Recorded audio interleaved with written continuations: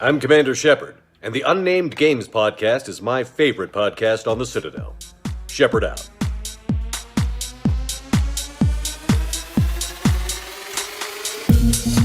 Hello, people of the internet, and welcome to episode 58 of the Unnamed Games podcast. I'm Craig, your host, as usual, and with me this week I have Mr. Chris Ratster Tweets. How are you, mate? Hello there. Hello there. Kenobi! Craig, that was not the appropriate response to a hello there.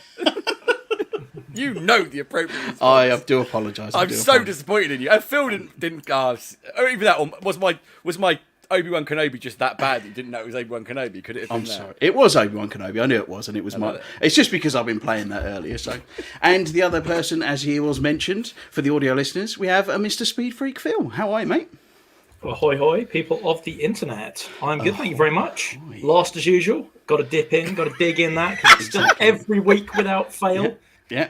People won't be getting bored of that at all, mate. Just 1 week. You do realise, Phil, that will continue forever until you shut up about being last, right? Yeah, I'm well aware of that, yeah. I believe that very much the same sort of digging your own grave, I think. Pretty much, mate. Pretty much. Right. So this week we're going to go through the usual stuff, find out what everyone's been up to, but we're also later, sort of at the top of the show, going to talk a bit about the GTA 5 next gen, current gen, I suppose now, releasing, and the wacky pricing that they have as well. So, but before I go into anything else, I just wanted to mention a little something. So, obviously, we all know the goings on over in the Ukraine at the moment, which is just awful. But itch.io are doing a bundle for Ukraine, so it's a really sort of relevant one for all you gamers out there. They're effectively doing a bundle of 992 donated indie games. Effectively, it works very much like a Humble Bundle. You can kind of go in and donate. It's a minimum of $10, and you get the entire bundle all included. It's got games like Super Hot, Backbone, Crosscode, Kingdom 2 Crowns on there, a few sort of, quite well-known ones. There's a lot of very much unknown games as well, but at the end of the day, all of those profits are going to charity. And as of the time when I last looked, you can see on there, they've currently raised over $4.5 million, which is... it's absolutely fantastic. You can see contributions, average is about just under $15, with a top contribution of $9,000, so which is, fantastic. But that's on for another five and a half days. So well worth jumping in and getting that. Plus, it's all DRM free, so you'll get to keep that stuff forever. But I know, Chris, you've just jumped on and done it yourself, haven't you? Yeah, literally, you said it pre the show, and I was just like, what is it? Scrolled in, found it, was like, buy. It was just a no-brainer, really, isn't it? Such good games. Cause. It does such good things out there. It's like when Humble Bundle rolls around. Like, I know it's not the same thing, not to hijack this, but Humble Bundles are a no-brainer. Anything like that is just it's good. You get something from it, and you get to do something good at the same time. It's just it gives back, win. doesn't it? Yeah. I'm a big fan of Humble Bundle. I've been subscribing to that for I think about 7 years now. Don't get me wrong, there is a lot of junk in there, but there's usually every month you get at least 2 good games in the monthly one. And then they'll generally drop in like a publisher specific one. So like they usually have like a good Codemasters one, or I haven't seen an EA one for a while, probably just because of EA Play. EA. But there's always, and it's just EA, let's be honest, yeah. But there's usually a good kind of publisher bundle that comes around once a lot. Also, you tend to find there's a lot of good kind of comic and book bundles on there as well. You can do, and they all, and all of those, you can actually, I believe, on the standalone ones, you can decide how much goes to the publisher and how much goes to charity, and you can set it to 100% to charity as well. Yeah. The other nice thing I think Humble Bundle do, they do like good themed bundles. Like a few years ago, I got a Warhammer one, and it was just like tons of Warhammer games. And then I got a Star Wars one, with just loads of Star Wars games. And then I got old classics like X-Wing versus TIE Fighter, and X-Wing and TIE Fighter, and then like all the Knights of the Old Republic games, all this kind of stuff. And Jedi I was like, Knight as well. Jedi Knight and Jedi Dark Forces. Dark Forces, mate. Oh, I need to play those again. Man. The only problem, clone. Do you know the only problem with TIE Fighter in that is I went to play them, and you need a proper HOTAS system because it won't work on a gamepad. I was like, because of course it was pre-gamepad, right? So yeah, I'm sure there's a workaround.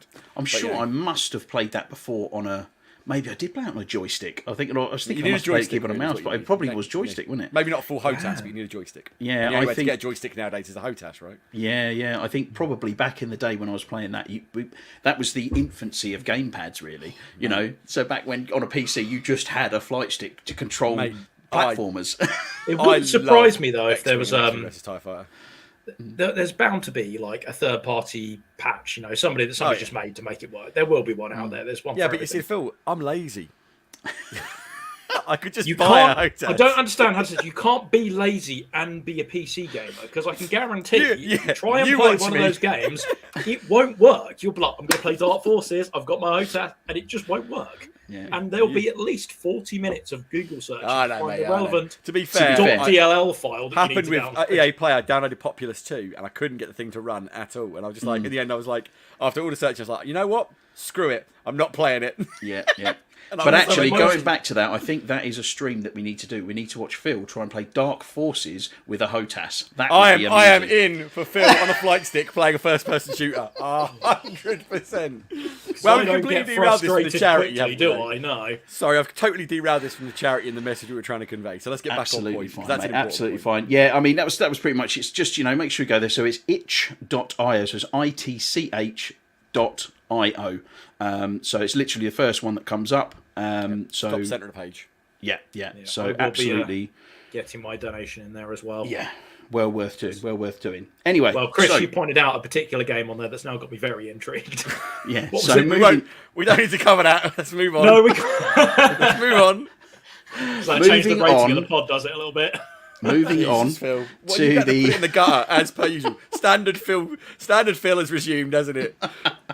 You And put for me the last. listeners and for the This viewers, is you what don't you know get. why it's in the gutter, but believe me, I'm it's afraid- in the gutter. we've got to Well, give it luckily they've context got- now. Go on. Oh, do I have to tell him what it was? I can't. Yeah, I can't. yeah. Oh, no. So I It found was- a game on the thing, and the title just amused me. It sounds like it could be a great game if you're into it. It's called Thirsty Sword Lesbians. There you Yeah. go. That is the name of the game. And I will read you. To be fair to it, I will read you the description because I did tell the guys this. So we've got And- context, of course, yes. Yeah, Thirsty Sword Lesbians is a role-playing game for telling queer stories with friends. If you love angsty disaster lesbians with swords, you have come to the right place. So there you go. That's what Phil for some reason is obsessed with that all of a sudden. Like that's the reason he's buying the I'll bundle. be honest, it wasn't so much as I said, it's one of those where I was like, yeah. What? It wasn't so What much. was that again? That's not why he's buying it, Craig. Honest, that's not why he's buying it. I've just had a really great comment come into the comment section here that I'm going to have to read out. It's from Lee C. And it is Phil on a first person. Shouldn't it be a last person? But Lee, you are a champion. Lee, my man. I salute you. Yes, We bow. Lee. Yes, Lee. Oh, You guys stuck the knife in, and now the crowd are turning in the blade. I love it, mate. I love it. Phil, the last person. Fantastic. Anyway, moving on. We completely derailed straight away. About 8 minutes of talking absolute rubbish. well, a standard podcast, isn't it? This is prepare for the next, Sorry, I thought that was 68 the minutes first- of us talking rubbish. That's all we do. Probably we The aim amount- for the 58-minute mark before we start Yeah, talking about anything yeah. relevant or topical. I say you might, but I don't. I'm like, Yeah. well, there's a topic. We're talking The about amount things. of times You are. we sit on this podcast at the beginning because we have a bit of prep time beforehand. We sit and go, we haven't got a lot to talk about. It'll probably be quite a short one this week. 2 hours later, we finally wrap it up. But so just a bit of context on that as well. Just for the listeners, last week we were just sort of saying. I said I'll do a bit of a review on the Batman in the pre-show. We were like, yeah, that'll be quite lengthy, and we were ready for that to be a bit of a chunk. And Alan was like, yeah, I'll be really short this week. I haven't got much to say. Craig goes, so Elden Ring, and Alan goes into like 30 minutes of Elden Ring, and I was just like, Alan didn't have a lot to say, hey? Yeah. God help us if Alan does have a lot to say. What we can do is we just leave the podcast on overnight and we'll all nip off and come back at 9 o'clock the next morning and maybe you'll be done by then. Coming in with me bowl of cereal to listen to him making his final point. Well, as you know, it's usually Alan talking lots and lots about his subject, or our good friend here, Mr. Rats the Tweets. Don't know We're what you going to go mean. to you first, Phil. And you've been watching a little something from the Star Trek universe, haven't you? Oh, I have. They have released season 2 of Picard. And I have to say, if you are in any way a Star Trek fan, this is like the pinnacle of what Star Trek could be. It's just, it's got the characters, it's got the cast, it's people. This will be no spoilers as well. Just so I will not be knows. saying. Yeah, obviously, the title Picard, I think, gives away the fact that there will be Captain Picard in it. Jean-Luc Picard. I don't think. Aside from that, aside from that, I've not something else, but it has. There's the going cast to in be there. space in it. There may be some stars, and we may trek them. It's true. There will be space, there will be starships, and there will be Captain Picard. But aside from that, I'm not going to tell you any more about that to spoil it. But it is the pinnacle of a Star Trek episode. Like, it has everything. It has conversation. It has exponent. It has battles. It has anomalies. Oh, it's just like Anomalies. it's all what they've done. Is Great they've taken word. like normally they take a whole. Like, you know, oh, there's a space anomaly, and that's one episode. And it's like, oh, we're going to meet some people. That's an episode. Oh, there's a crisis. That's an episode. They just went, Crammed it all in. go. 45 minutes later, I was just like, ooh.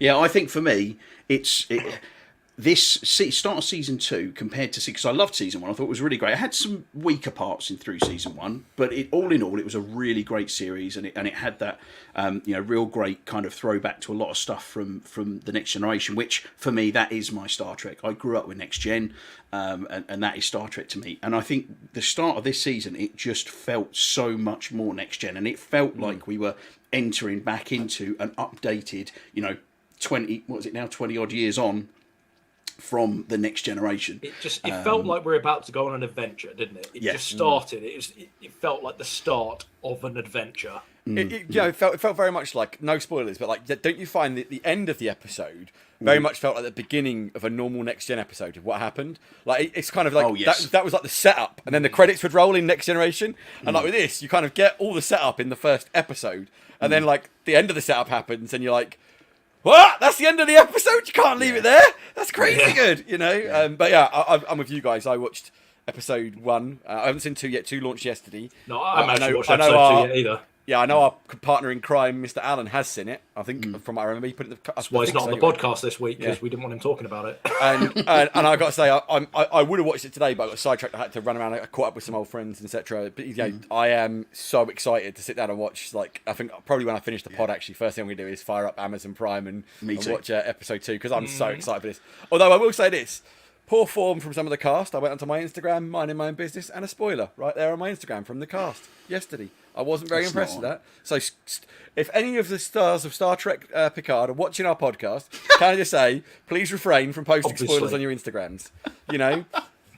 Well, what you really mean is could all of the ones that are watching, the odd ones that aren't watching, could you tell them not to? Yeah, that's it. Yeah. Could you just pass the message down? None of that Chinese whispers. The exact message. Do not spoil it for Chris. Yeah, because then we'll find out. So Patrick Stewart, I know you were listening. So Sir Patrick Stewart, could you just let the cast know? Just send out the decree, because obviously. Why wouldn't he be listening to this? Yeah, why not? I mean, the quality of this podcast, we've only derailed twice already, Yeah. No, so absolutely banging episode. Obviously we can't talk too much about it because we don't want to spoil it because it's so early on. But yeah, definitely get out there, I think we've been doing so much stupid guesswork as well, and it's that brilliant episode where it puts you in this position where it could go 1,000,001 ways, and you can theorise it as much as you like, and you might get it right, you might not, and it just looks to be the setup. That's one of my favourite things is when they get a series right, when you get to the end, whether it's the first or the second episode, and you're like, oh, and you can just see, the cog starts moving. Like, oh, it could go that way, or it could go this way. I love it. I love having those conversations about where I think it's going to go. No, I want to be slapped around the face with a wet salmon in surprise, like that. Maybe not a wet salmon, but you know what I mean. Bit of an insight into Phil's kinks there. I was going to say, I want to know what's caused this very specific, wet salmon fantasy. There was a mini advert. There was an advert for the mini, and it's like, I don't know, it's like 2005 or something. And they're literally driving along, and there's a bloke jogging, and she drives past the mini, and she batters him round the face with a salmon, and it's just hilarious. That's what it is. I want that kind of shock to happen to me, because he did not see it coming. Okay. I give up. But on there, here's a tangent for you. Here's a weird tangent for you. On that, weird salmon commercials. Did you ever see back in the day I think it's the John Wesson one with the bear was fishing by the creek. I love that And then advert. out of nowhere, the guy's like, "Look!" Yeah, like kicks fighting the bear in the nuts. That's wicked. That advert. So great advert. If you haven't seen it, Google, YouTube it. It's fantastic. It's so funny. Yeah, so there you go. Quality stuff. Quality stuff. So, we're going to move on. Something I want to talk about. Again, I know I spoke about... Well, I tried to speak about it last week, and then Alan, after saying he didn't have much to talk about it, went on a mad 25-minute rant about it. But that's it. So you're going to fill up the bulk of this episode with all the stuff you didn't have to say last week, I didn't right? get to say, yeah. Par for the course there, boys. Par for the course. So it's the Elden Ring, or Elden Ring. Is it the Elden Ring or Elden Ring? Just I think it's Elden just Ring, Elden Ring, yeah. So I have been... Okay, so I like a bit of Dark Souls, I like a bit of Blood. I play those games, I try them, I play a little bit, I get really frustrated and I have to turn it off because I'm just not good enough, and I give up, I get too frustrated. Elden Ring, however, I must have sunk, God, I don't know, I must be 35 hours in, maybe 40 hours into it now. It is, I mean, I'm a big Destiny 2 fan, and Destiny have just released their best expansion ever. I was absolutely loving it. I haven't touched it since Elden Ring came out. It took a little I'm while glad you taught me into buying that, Craig, because I played it with you. You stopped, and I've stopped. Yeah, I will be back in. Pain flushed down the loo. I'm kidding. It's there when I need it. Yeah, but it's the Elden Ring. Just the open world is, for all Alan's frustrations with it, you know, that it doesn't handhold. The sense of wonder, the sense of exploration, the sense of achievement when you find things and explore and find new areas is absolutely, as far as I'm concerned, unparalleled in any kind of open world game I've ever played. It is just, it's absolutely fantastic. You know, I've been to certain areas where I've all of a sudden found a map fragment that is just doubled the size of the map, then it's doubled the size of the map again, then it's doubled the size of the map again. But every time these map areas open up, they are huge, they are massive, they are vast, but every single corner has got so many little tiny details, and there's none of this copy paste that you would get in a lot of games. So, you know, it's got like a a Ubisoft Sorry, I don't know, game. had a cough there, sorry. Yeah. It's, you know, there's a lot of open world games. They have a kind of a style. You know, you have one of the zones. It will have a fortress in it, and it will have towers in it, and it'll have X amount of this type of activity and X amount of this type of activity. Every area you go into, it feels completely organic. It doesn't feel like it's a manufactured, built level of a game.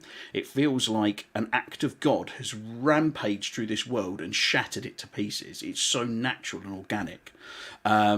It's just. So let's take, for example, I walked into a particular area and I found a weird little glowing twig of a tree, and I've never seen one of these anywhere else in the entire map. I went up and clicked it, and all of a sudden this ghostly apparition appeared and started walking off. Then there was golden like footprints on the floor, so I ended up following it all the way down this cliff that led me to this secret dungeon, which I then fought all the way through with these different types of new enemies I hadn't experienced before to fight a boss to get a really cool weapon. And then I came back out of there into another kind of open planed area, and I could see there was basically a mausoleum that was on legs with a bell swinging underneath it, just walking around in this field. And what the hell? I mean, it gives you no indication as to what's going on. So I wandered over to go and have a look at it. I assume the critical hit point was to crack him in the nuts, yeah? Hit him in the bells. Hitting the bells. Got hit him in the bells, didn't you? But cheers, Phil. I do have an interesting question. Incidentally, it wasn't. I just story like to about the dissociate. walking mausoleum. I'd like to dissociate my brand from Phil at the minute. Yeah. Like, you know. Probably shouldn't have had that So kind of cider before yeah, no, tonight. you're not tall enough to be able to hit the bell on it. I did try, Phil. I'm sorry. I'll give it another go next time.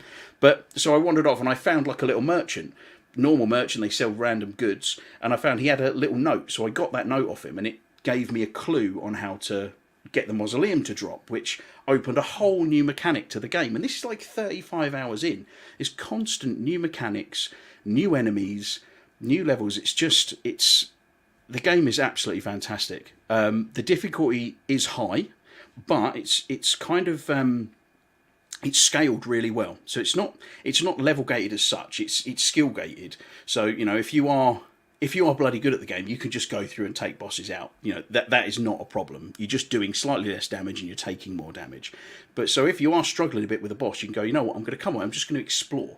And by exploring, you're just going to get more runes, you're just going to level up a little bit more, you're going to be able to do a little bit more damage. It just kind of drops that difficulty down a little bit. It's absolutely staggering, this game. I honestly can't say a bad thing about it.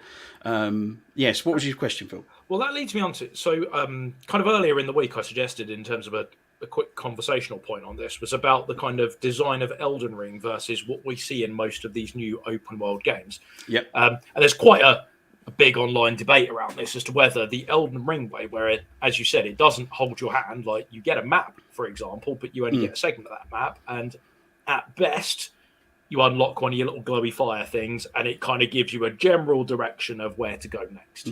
And that's basically all you get. Yeah. And you wander over there and you explore, and you'll find a mausoleum with a bell hanging off the bottom of it, or you'll find a horrible boss, or you'll find a chest that teleports you into another dungeon with loads of high-level enemies where you spend your time getting absolutely rinsed. Yeah.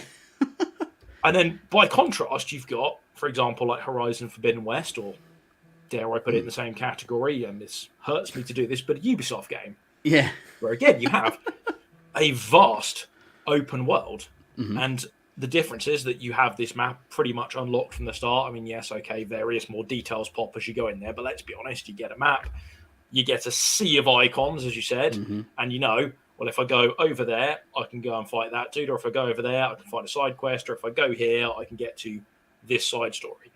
And again, you get the same thing. Like, the other part of this, the first part is the map side, and the second part is the UI layout, and it's basically Elden Ring. You get, well, a UI, it doesn't really pause the game or anything, and it's fairly bland. And you've got Ubisoft with like a compass, and you've got a map, and you've got your abilities, and then you've got a sea of sewage basically on the screen pointing, telling you everything you don't need to know about the game. Yeah. And I guess, you know, you've played Assassin's Creed games, and you generally kind of get stuck on the grind. You know, what's your thoughts around this? Do you have a preference now, or is there a... So, I mean, for me, you know, and again, there's different games out for everybody. You know, some people will like to play an open world game as, I mean, this is kind of probably your sort of thing, Phil, where you get a kick out of almost those like tick boxes, like, you know, making sure you've cleared everything on your checklist. Go, right, I've cleared all that, I'm done in that area, and I can move on to the next one. That is the single worst thing about those games, is because I can see it, I have to do it. Yeah, if that's it what wasn't there, I could move on completely oblivious. Well, there you go. I would be happy. I think, you know, there's, because it's a lot of that is almost reminiscent from a kind of an MMO standpoint. It is all these like activities, you're like doing all these little tasks, these little jobs, and I think there is a place for that, you know. And I think Ubisoft games have tried, and Horizon Forbidden West have tried to kind of bridge that gap and reduce the amount of that over the years. You know, you have this like the guided mode and then the exploration modes. So the guided modes are very clearly pointing you almost with a massive flashing arrow in the direction you need to go, and giving you tips popping up left, right, over here, you moron. Exactly. This is where you need to go. To the exploration mode, really reducing that down, and you know, you've just got, you know, question marks and stuff dotted on the map. What I would like to see, and I think Elden Ring has kind of it's kind of proved this, because how wildly successful it is and how fantastic the reviews have been for it. You know, if you do it right, I think they almost need to expand what they're doing there and have it so that they can reduce that another level. So have it as this real, almost like a cinematic type exploration mode.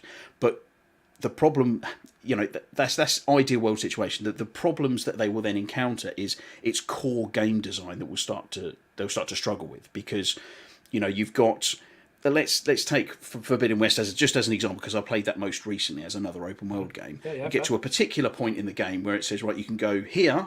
If you're level 17, you have to be level 22 to go here, or level 30 to go here, or something like that. So without that guidance, you might be going off into an area and getting completely stuck and not knowing what you're doing to level up or find the right tool to be able to access a certain area.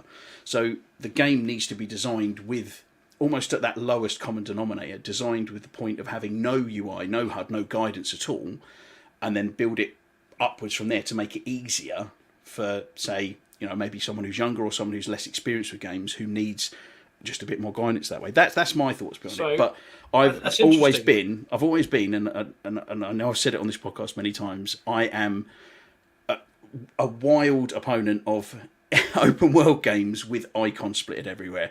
I look a game and I look, that looks really cool, and then I go into the game and I see hundreds of icons dotted everywhere, and I just think, I don't want to do this. I don't want to do all that. Yeah, that's fair. No, I mean, that was kind of my point. I mean, I know, Chris, when we sort of discussed this, I don't particularly have loads to weigh in, but I'm guessing you must have had some kind of experience in terms of. I think. Or did you just have an opinion on it? Listen to Craig talk. I mean, there's certainly. I think what it comes down to, I think it's not as simple as just full UI, no UI. There is a certain amount of like how is your game supposed to be played, and I think if you're talking about something like, obviously not having played Elden Ring, I don't know, it sounds like Elden Ring is all about that moments of exploration and discovery.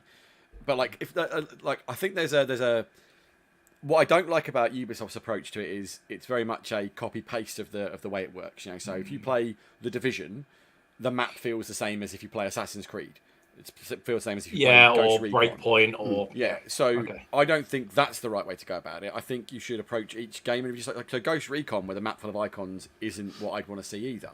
But it certainly leans more into something like The Division, where you've got like the if you just take the first one in New York, you're having all the streets, and you're supposed to have this contact lens that shows you all this tactical readout. You're supposed to pull up a map, which is a virtual layout. That works thematically with the game, doesn't it? Exactly. But this is where I'm sort of saying it's like, but if you go to Ghost Recon, especially let's just take the last one, Breakpoint, where you're supposed to be cut off on an island, isolated, like.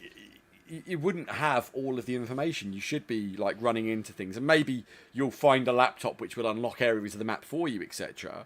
And that used to be more of that kind of stuff, in games where you would have to go and find your intel. It wasn't just a case of like they go here. It's basically Ubisoft tacked onto that Assassin's Creed, find a hub, unlock it, shows you the map thing, which again. If you go to The Division, works quite well for The Division, but it doesn't feel right in Ghost Recon, so... See, Ghost Recon Breakpoint's an interesting one, because you do have that, there is now. You had that exploration mode. No, you had the exploration mode from day one, but the problem is it still had the gear score. Yeah. And that's what caused the two worlds didn't work, they just butted heads, basically, and that was the problem.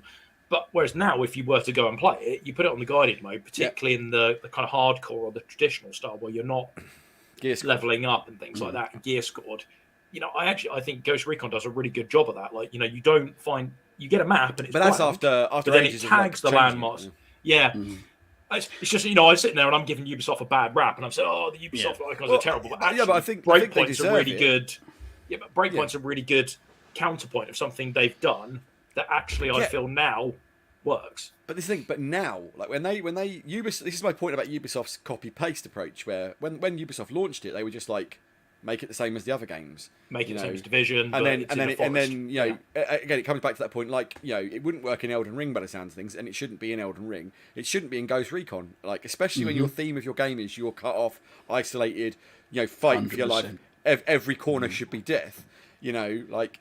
It's if you make a game, and that's I think if you talk about Ghost Recon Breakpoint in a bigger picture, that whole thing was what knocked people off, was the fact that you're this sole survivor surviving against the odds, and here's geared scored weapons, and like when you wander into the hub and there's like 50 other people in there who are all lone survivors. It didn't work thematically. It's not the right thing to do. Blah blah blah blah. So.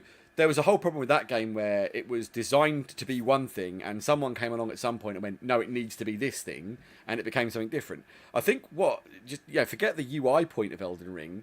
Like, I mean, it's part of the whole thing, but the bigger discussion really here isn't about UI, it's about game design and being able to design the game you want to design, right? And Elden Ring, in every respect, is the game that From set out to build. They went to make an open world Dark Souls, and they wanted to keep that.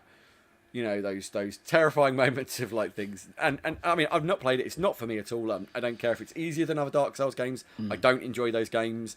It's not. I mean, I probably would get more out of this than Dark Souls, but I'm not gonna spend my time doing it. I've not really been switched on to Xbox the last few weeks. I've not been feeling that, Like, but I said to you guys before the thing, I saw Guardians of the Galaxy went on Game Pass, and I was like, you know what, I'm gonna give that a go.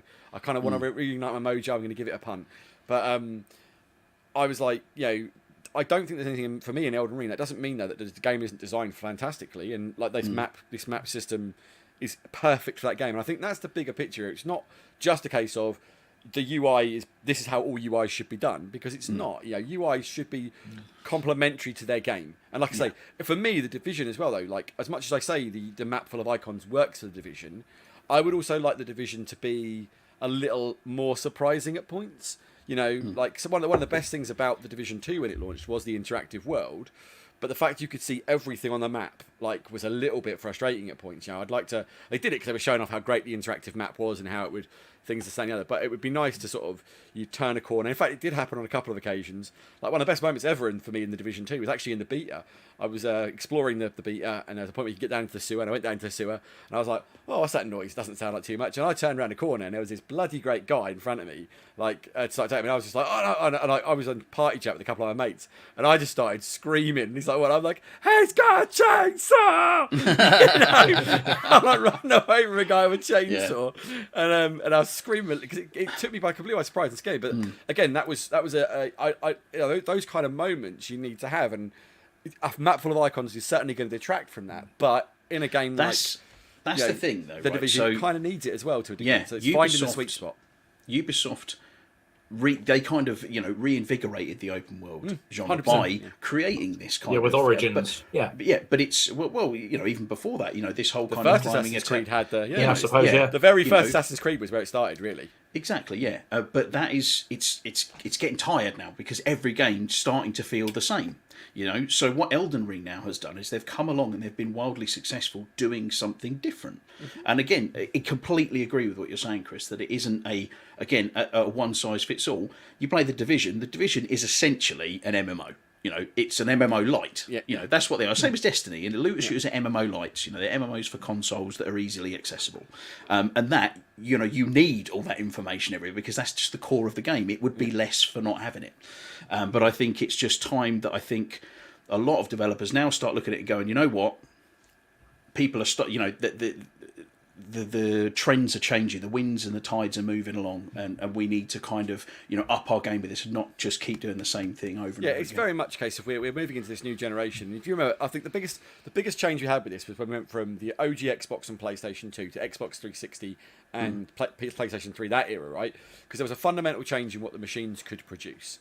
And we saw the first Assassin's Creed and things like this. The games became so much bigger in that moment. Do you know what I mean? That was that was such a massive transformation of scale. Now I know we're potentially on this step again. And I remember when the first Assassin's Creed launched on 360, they were like, this is the first next gen game, because of course then it was next gen, now it's next gen. That was stunning, that game. But I remember getting that and being like, but that game suffered from a myriad of problems. Oh yeah, of game design issues. But it wasn't the map and the hub issues that was the problem. The problem with Assassin's Creed was that you only had 4 activities and you did them ad infinitum, and it was tedious. And then don't even get me started on the goddamn flags, right? Hunting them flags. I collected every single flag in that bloody game. I did. Oh, I've got a full 1,000 Gs on Assassin's Creed, first one. So there are a myriad of problems within Assassin's Creed. So collection quests in open world are bloody horrible, and if you're going to put a collection quest in, for God's sake, mark them on the map. Don't make people for 101 stupid feathers or whatever it is, and that's in the second one actually, isn't it? But find them was such a chore. Do you remember? See, now I'll tell you what. Do you remember? Sorry, Phil. Just talking about collections with stuff and talking about HUDs and things. Do you remember GTA 4 when they put in the pigeons you had to go and shoot, and it wasn't even a thing anywhere. It didn't tell you about going to get them. You just randomly spot a pigeon somewhere, shoot it, and I think it used to give you a ping or something for getting this pigeon. I think there was 50 of them in the whole city, and it was absolutely. I mean, I don't think anybody ever found all them pigeons. Maybe there was somebody, but I think I maybe found. Someone would have done it. Yeah, I think I maybe found 3 of them. Just randomly. What a thing to try and find in a city as dense as something like GTA has. Sorry, Phil, you were saying. Yeah, I mean, I was just going to kind of weigh in on my opinion of the whole thing, and I think it's really the key point I picked up from Craig's is it's all about the level design, actually. If the level design if it's designed well enough. Just for the audio listeners, Mr. Longfangs, although he's not on the podcast, he is listening, and he got all the pigeons. Of course you did, Alan. Of course he did. Sorry, Phil. We're going to rename him. Even his flag. Rename him next week. Pigeon Killer. That's it. Yeah. Pigeon Killer from now on. Yeah. It's a new nickname for another 50 The episodes, Pigeonator. No, that's it. He is the pigeonator. There you go. Sold. Sorry, Phil. Sold Sorry, to the Phil. first bidder. I don't even know what I was going to say now. Is it relevant? Level design, Phil. No, I was saying the thing I took from Craig's is it's all about the level design. And I think I couldn't agree more with you. Like, you know, the big thing, particularly when you tried to play like the first Horizon, is you just couldn't stand the level design. The second one, you said you preferred that. The thing I found most frustrating, I think, about the Assassin's Creeds is the way the icons all popped up on the screen. And one of the things I'm a big fan of that's now sort of coming up a lot more, particularly like Ghost Recon does it, Horizon Forbidden West does it. It's those dynamic HUDs where when you're just about exploring the world, all of the information just falls away. Like, you know, the compasses and your weapon and your bullets and your whatever you've got equipped, it all just sort of fades into the background while you're doing your exploration bit. And I'd really like to see, you know, more open world games do that. You know, I don't want a map permanently up in the corner there. One of my favorite things about Breakpoint they added was that one of the light HUD modes, it still allowed you to tag enemies, a la Ghost Recon, but it just had a compass, like a little compass in the bottom right of the corner with just your direction. So you could open up your map and go, right, I need to go and look at that building that's not tagged. It's northeast of here. And then I close it and I just wander through the jungle northeast. And that's a big thing for me, is like, you know, the whole UI, it can be immersion breaking. And there is a point and a time that you need that. For example, in particular, I think was it Gears of War 1 didn't have like a health bar, but your screen started going red as you were getting more and more damage. The yeoman would fill up. And to a certain degree, like that was a little bit not quite enough. Like, you know, I need to know when I'm minutes from death and not when it's blocking my entire screen. You know what I mean? That's when you're dead, isn't it? Yeah, it's too late at that point. You know, that ship has already sailed, so to speak. But I certainly think there's that element where they can, you know, detach all of those. You know, if they have to have, like, you know, where you're searching around and finding things, they have to detach that stuff while you're doing exploration. Do you know what? I forget what it was. I think. Do you know what? If you go back, do you know what I think would be a great example of what you're talking about as well? Go back and rewatch years ago the very first Division trailer, and there was a point in that where they open a case for a weapon case, and it just really, like, because obviously the idea is the Division agent has the contact lens that scans things, and as they open it, it reads what the gun is, it scans the gun, reads what it is, and gives you a readout of all the things on it. So cool. And it was like, if it does that, I mean, if the game did that, it'd be like, yeah. Instead, we get these like drops and pop-ups like we always have. That is what you want games to become like. That's what we're moving towards. We're moving towards. It's doable. There just needs to be and that's what we need the next Division to have, or the next whatever. That's going to be like, I think the future of UI is going to be more contextual, like you say, Phil. It'll be like, comes in when it's needed. You know, I think that first Division like trailer has a great concept of what a good UI could look like moving forward. And it's a shame the original Divisions never got there. And I think well, you see loads of great UI concepts, actually, to be fair. It's not just the Division. That's just the only one I can really think of. But I think that one, that moment of opening the case, I remember always being disappointed that when I found a gun, it wasn't like that. You know, it didn't open. There was a gun inside. And I can understand when it drops on the floor, it wasn't necessarily going to be like that. But, you know, like a gun case should be a moment where you open it, see it, take it away. You're going to see this stuff, I think, when once we get to that point where they stop cross-genning games, when we lose the PS4 and the Xbox One, and we're just purely making stuff for Series X, PS5, PC. That's when we're going to start to see this stuff, because a lot of these engines, they're designed to work on this older hardware. You know, and it's the same. Take Destiny, for example, Destiny 2, for example. That engine fundamentally was designed to work on an Xbox 360, and it's always going to have that limitation. You know what I mean? So it looks brilliant, but it's the actual architecture of it is quite minimal. There's only so much they can do. There's only so many enemies they can have on a screen. Sorry, Phil, go on. You know, I was just saying that what I just thought that pinged up to my mind is Ghost of Tsushima. So you didn't have icons to tell you where to go. If you wanted to figure out, you had to swipe up on the touchpad, and you got the wind would blow in the direction, and all the grass would move in that direction. And they had like the collectibles. So the collectathons in that was these little flowers that you used to buy items from shops. And there was, I think, 102 flowers or something, or some ludicrous number like that. But they were never marked on the map. You had to unlock a skill that would then use the wind to guide you to the next nearest flower.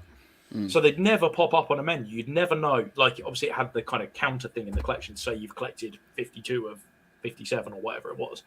But you just click on it and you go, okay, well, there's a flower in that direction. You'd have to follow it, and then you'd have to find the flower. It didn't pop out. It didn't start glowing in the environment to tell you it was there. You just had to go, oh, yeah, it's a red or blue or whatever coloured flower it was, and I need to pick that up. And it was only when you got near it that then contextually the queue would pop up to tell you to pick it up. Yeah. So maybe actually, we'll see. Maybe we'll see with things like, there's the Avatar game coming out, and there'll be that new Star Wars game from Massive coming out. Who knows? Maybe these games that are designed purely for this current gen, will start to see some differences with it. But speaking of minimal UIs, right? Minimal UI, minimal HUDs. Yeah, there is a game that Chris has been playing that has the most minimal HUD you will ever see in a game ever, haven't you, Chris? Well, it's not really God. it's called real life. It's called My Eyes and Reality. No, I was saying, Google Glass. Yeah, I haven't been playing a lot of Xbox and stuff recently, and not really sat in front of. This is annoying me because I kind of want to find Mojo again because I've got to finish God of War and a load of other stuff as well. But I was like, but my buddy Brad. Shout out to Brad. Me and him have been rediscovering our love of X-Wing, the miniatures game. Now, we don't play the up-to-date one. We don't play the Wave 2 one because we're tight and we don't want to buy all the expansion stuff that makes our models work. We're quite happy playing the old one. We're not interested in competitive play. What we're interested in is Brad being a janky idiot and ruining all my ships. But I mean, so yeah, as you can well imagine, basically, me and Brad had a game last night, and I got absolutely served by Bradley's janky combo nonsense. Damn scum, villainy, bloody ships. So yeah, if you don't know what it is, X-Wing miniatures game is a tabletop miniatures game. You have little models of the ships from Star Wars. So you can get Millennium Falcon or YT-1300, Corellian freighters. There's YT-2400s. There's X-Wings of all varieties, so T-65s, T-70s. You've got Y-Wings, U-Wings. You name it. Shipping Star Wars is probably a game. So much so that there are these epic ships, which are big ones. I have a CR-90 Corvette, the Blockade Runner, from the very start of the very first movie, the first ship you ever see in Star Wars. Mm-hmm. I have one of those. That's an epic ship. It has different rules. And I also have, do you remember the Rebels escape from Hoth? And they load the people onto the transports and they fly away. The big thing that looks kind of... It looks like a woodlouse. Half-domed. Looks like a woodlouse, yeah. It's something like I've got one of those. Rocket-propelled woodlouse. Yeah. Woodlouse nonetheless. I've got one of those, and it's Space woodlouse. Yeah, we call it the cuttlefish because it looks a bit like a cuttlefish as well. And it is so unbelievably useless in the game because it has no weapons. No weapons. It's just like a moving barrier. Just get it in the way of good It's ships. exactly what it is. It's a barrier that can also jam other ships and mess them up. But it doesn't do anything offensively other than with epic ships. If you fly them into little ships, the non-epic ships, you insta-kill them. So it can be an amazing battering ram. It's a battering ram. It is. It's literally a tank, isn't it? You've got your tank set up, you put it at the front, and you fly it to everything. But it's a pretty rubbish tank because it doesn't take a lot of damage. It just gets absolutely battered.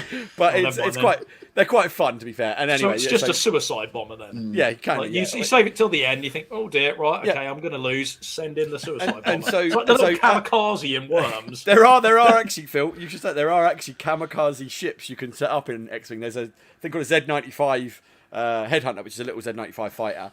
And you can load it with a thing called Dead Man Switch. So when it dies, it just blows up and does damage to everything around it. So you can just load up loads of them and fly at people with suicide swarms, which is a lot of fun. But yeah, so basically it works. You get your cards, you get your pilots. You think I'm going to introduce Craig to it in the near future because I think he's up for a game of that. So yeah, definitely.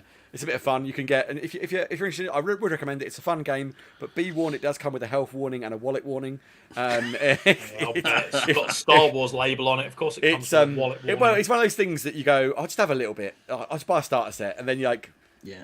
I It's a miniature warning. It seems all miniatures seem to have the same. Oh, mate, yeah. I just described it to a friend. They were like, "So what's it like?" I was like, "This is just Star Wars flavored plastic crack." You've got Warhammer flavoured plastic crack. This is just the Star Wars flavour. You guys all get your miniatures, and I'm just afraid to even look at them, just because I know what kind of damage it's already done to Craig's wallet, and he's still a beginner, so to speak. Yeah. The thing is, you don't have to go all in on it. You can just buy a couple of ships and be happy. Of course you do. Of course you do. Oh, let's talking play about this. board game type things. Actually, I'm not going to go into it now because Alan's not here. But Alan arranged a Dungeons and Dragons game. I don't know if we mentioned this on a podcast. You did mention it a couple of weeks ago because you were going to do it. Alan did mention he was going to be running. Yeah, so we'll make sure we do a little bit of a segment on that. Won't be next week, maybe the week after, because it was really, really good fun. My first foray into Dungeons and Dragons. Popsy's D&D, Jerry. It was brilliant fun. Alan did a great job of being... Well done, Alan. I know you're listening. I think you are still. Yeah. They did a quality job of Dungeon Master. He was getting all in with the voices and the sound effects and everything and really painted the scene fantastically. So it made it a really good fun. Do I find it really hard. There's a couple of things with D&D. Like the first one is there's a lot of Big Bang Theory D&D stuff which goes on, which always makes me think of. But do you remember the IT Crowd episode where they talk about D&D, or they do D&D, the role playing? You ever seen that? That's really mysterious. Like I can't remember that one. I'll mate, you need to go find that episode and watch it. It's not like a full episode about it, but those references are. You said about Alan putting all the sound effects in. I was just like, want to go. That's ruddy mysterious, like, you know. So yeah, but yeah, I love D&D, man. I'm so pleased that you did it, and I said to you and told Alan as well. As soon as you said Alan was DM, and I was like, Alan's going to kill that. He'll be so good as a DM. Yeah, I knew Alan would absolutely crush that. He done a cracking job. He really did. It was brilliant fun. It was great. Cool. So next thing to talk about is back to myself. So I watched a film yesterday. So on a Friday night, I generally have a bit of a movie night round my mum's. The kids come round. We all sort of sit and watch a film together and get a takeaway. And that's a nice sort of family evening. And we've been watching a lot of Marvel films. We thought let's have a bit of a break. And the Adam Project came out yesterday, which is the new Ryan Reynolds film. So starring Ryan Reynolds, Mark Ruffalo, Jennifer Garner, and Zoe Saldana. Saldana? Is that how you pronounce it? Yeah, I think so. Yeah, close enough. Gamora. Anyway, we know who you mean. Yeah. So quite a Marvel cast in it, to be fair. But it's basically the premise of it is. This guy is a time traveling fighter pilot, and he comes back to the year 2022, and he teams up with his 12-year-old self to do a mission. I won't kind of do anything more than that. It's real. It's family fun. It's adventure. It's time travel. It's silly. It's funny. It's great action sequences and brilliant special effects. It's not winning any Oscars. It's not winning any awards. It's directed by Sean Levy, who did Free Guy and did the Night at the Museum films. I think those films, it's like that. You know, it's silly, it's fun, it makes you chuckle. You know, there's one little bit where he's got a gunshot wound, and he realises that when he coughs, his gunshot wound farts. So every time he goes, and it's just stupid stuff like that on there that had us all just really, really chuckling. So it's on Netflix, and I would say it's well worth a punt. It's really, really good fun. I don't know, it's not even 2 hours long, I don't think. Yeah, it looked great. I saw the trailer I think last week, and I was like, oh, when that comes out, I'm giving that a watch. Yeah. There's one moment. Special effects are good apart from one particular moment, and it's not a spoiler. It's a time traveling thing. It's a de-aging thing. It's always the de-aging stuff that ruins stuff, isn't it? It has got some of the worst de-aging in it that I have ever seen in my life. It is dreadful. It's like out of the 80s or something. It's really bad. Have you seen it, Phil, yet? I haven't watched it. Do you know, I haven't even watched the trailer. I've been so stuck into Battlestar trying to get through that so I can give the discs to you that I haven't even switched Netflix on. I only put Amazon on because you guys told me about Picard, at which point I then need to go and watch that, and then I haven't put it on again since. I've just been solidly.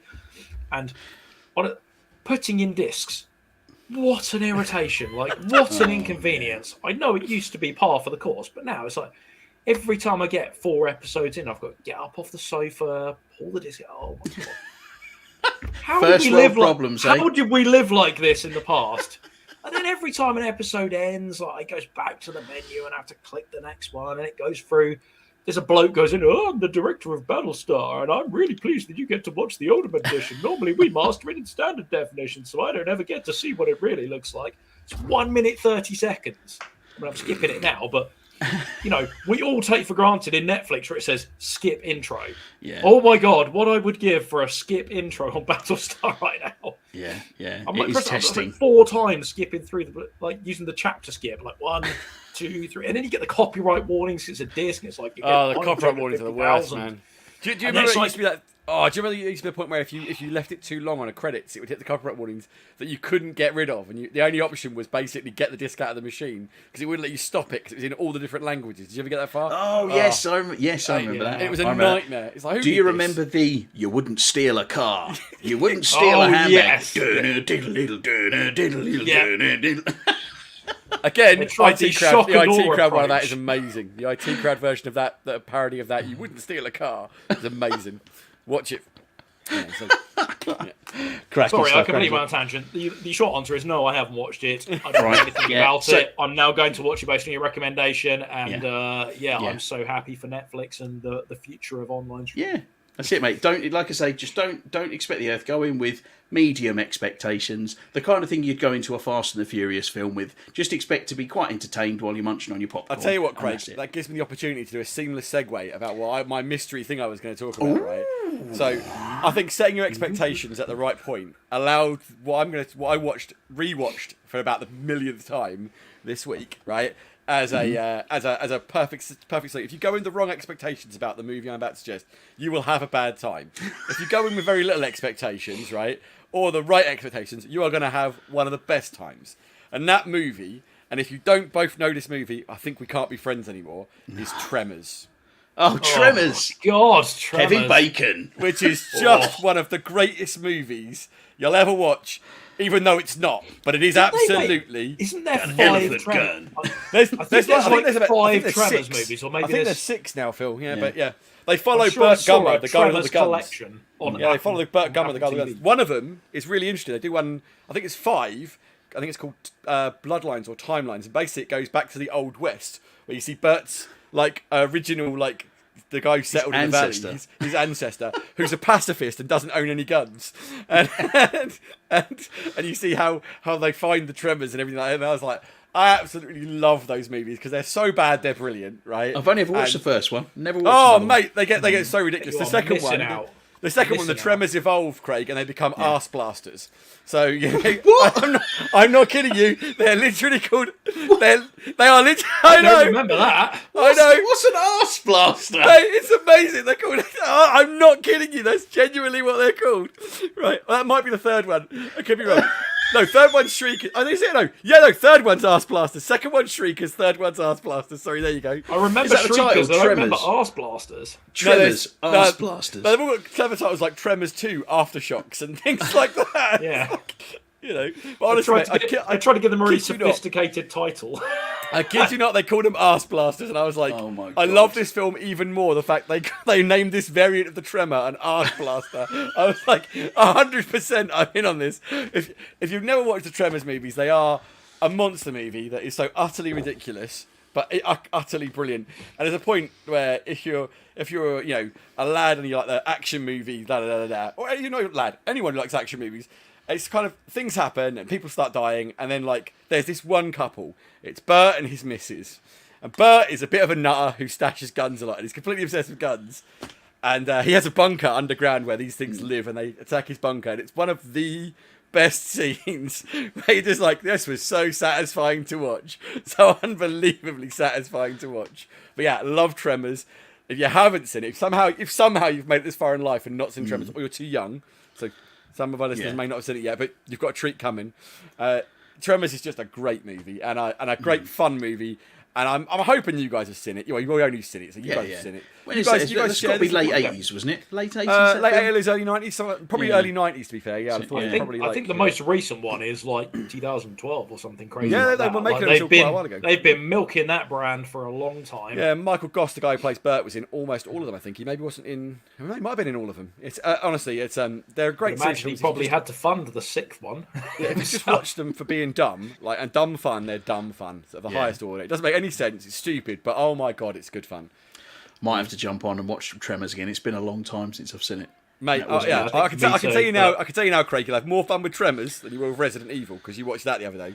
Oh yeah, we'll talk. How many movies did you get through? How many? How many did you make before you quit? Yeah, let's start with that because I'm a firm believer the first 2 are perfectly acceptable. I enjoyed the first 2, but it I would go with the first 2 aren't too bad. Then hit a wall for me, and I was just like, oh. 1.5.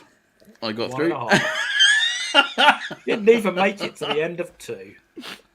I mean, the first one was bad enough. That film is. But I don't care what you lot say. That is a bad film. I love that film. It is a bad film. It is a bad film. film, Really but that's in why the it's vein great. It's Yeah, it truly in is the a bad vein of film, but that's Resident why I Evil. love it. I love it because it's bad. It is a perfect representation of Resident Evil. Yeah. What of a 90s computer game? Yeah, that is right. Yeah, look, the visuals looked about that. No, it's just it's not. It's terrible harsh. special effects, terrible acting, awful story, bad screenplay. Everything. There's nothing good about it. Oh no, that's It was. Whoa. Hold on. Whoa. Let me Whoa, finish. whoa, whoa, whoa, Let me whoa, finish. whoa, whoa, whoa. It's mildly amusing in certain places. The jump scares are the most obvious jump scares I've ever seen. The most try-hard jump scares in any film ever. Oh, they might as well have had a signpost listed for them. I'll agree with that one. Yeah. Yeah, it's a positive. It's a positive 4 out of 10 for me. It's bad. So I have to argue some points for Resident Evil. I have to argue for the amazing Red Queen chamber sequence, which, although the rest of the movie, that sequence is absolutely banging, and I will defend that. That was really good. That was. And to be fair, is it Lance Reddick's really good in it as well? It's not Lance Reddick, mate. No, not Lance Reddick. Who am I thinking of? The British guy. Yeah, I don't know what his name is, but it's not Lance Reddick. We're back to salmon. There you go. Back to salmon. Colin Salmon plays the captain of the squad. Alan's chiming in, Mr. Longfangs. Love that film. Me and Alan are in agreement again. I think at this point, it's I will also 3-1 vote. I think you're just wrong, Craig. Yeah, I will also defend. It has a fantastically good score. Written by Marilyn Manson, who it's like this. The music was quite good. Did a banging job, really atmospheric, really cool. And then you've got some cool, like, had a banging CD score of like music if you're into metal.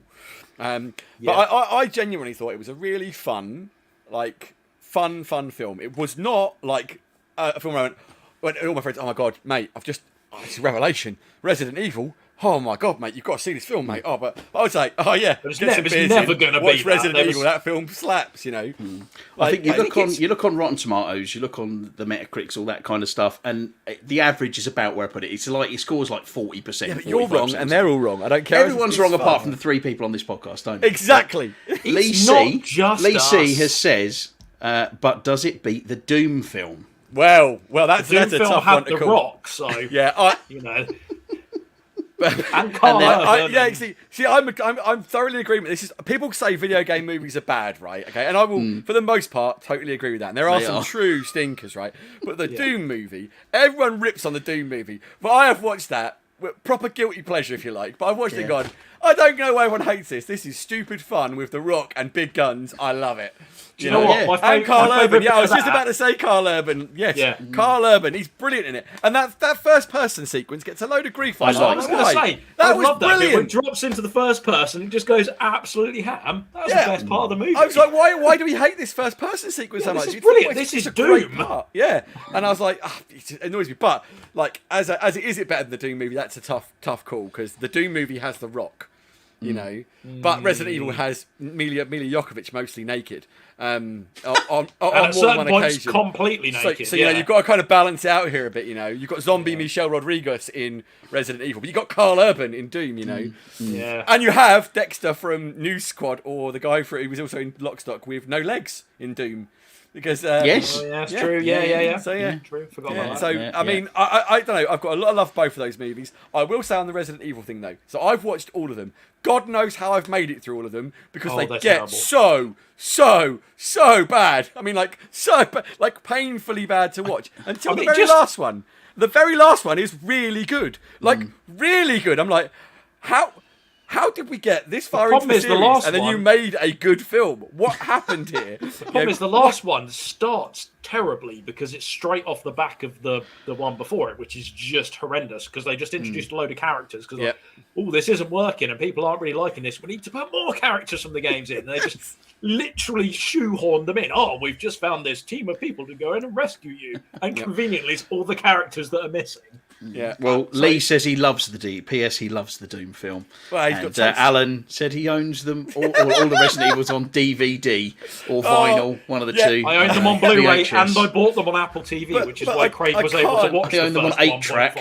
I genuinely can't make it for. I think it's like this one. It's episode 4 or 5 in the Resident Evil saga, and I'm just like, the one. And I'm like, oh my god, this is bad. Like, it's not even like you get the special effects are bad, the acting is bad, the script was barely written like by someone who doesn't know how to write scripts and is maybe mentally 3 years old. It's just bad, like so bad. There's a point where they literally try and remake a boss fight from the game. I think it's the Wesker boss fight, and they give him the same powers. And it does not. It doesn't work. That's no big surprise. It's painfully bad to watch. It's like watching someone play a video game really badly. Yeah. But just don't watch it. Don't ever watch it. Part of it is with these films as well. Is I have no love for the Resident Evil games. Yeah, it doesn't. I don't.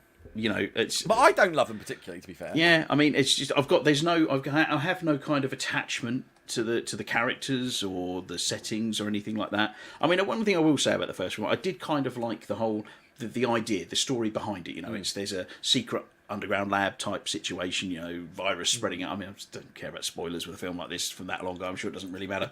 But yeah, because you hate it so much, you want to spoil it for anybody who might not watch it. Let's be honest. Yeah. Spoiling Resident Evil is hardly the greatest cinematic crime we could commit, is it? No, certainly, certainly not. Things happen, zombies. There you go. Yeah, jobs are good, and And I will say, I agree with that.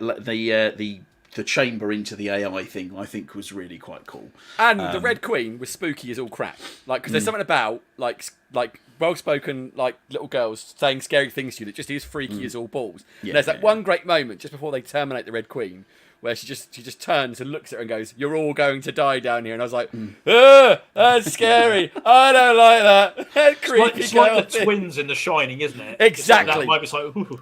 Yeah. Yeah. It's not that level. Don't get me wrong. I don't think we can put them in the same camp. No, right, but you know what I mean. It's they're the same idea, though. That level of creepy, though. Feels right. They're on the same. They're playing the same game. Just one of them is playing it in a different. Different. One of them's playing it the right way. That's the difference. I will concede. Go on.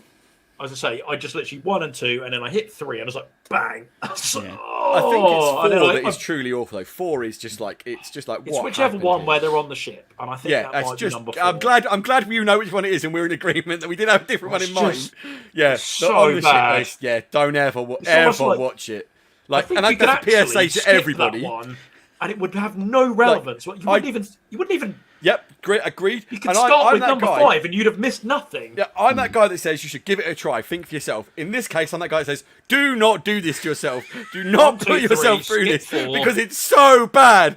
You will hate yourself for having wasted that. I've done it, so you don't have to. Do not watch that movie. If they're on a boat, turn it off. Please, God, turn it off. Yeah, and just skip. I think it must be 4. I'm sure it's 4 that's terrible. I mean, I think it's. I'm in two minds about whether you should even watch number 5. I think maybe you should. Is 5 the last one, Phil? Or 6 the last one? I can't remember. But anyway, the last one's pretty good.